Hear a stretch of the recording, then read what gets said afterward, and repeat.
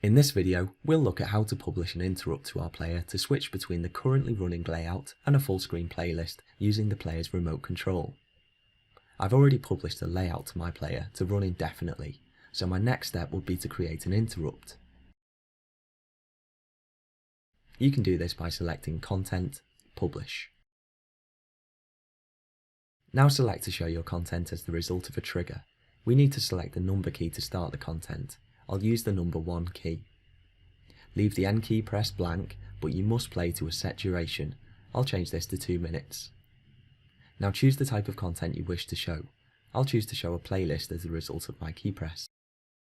Finally, select the player or players you wish to publish this interrupt to. Check the summary and publish. Your player will download this new publication when it next performs its content check.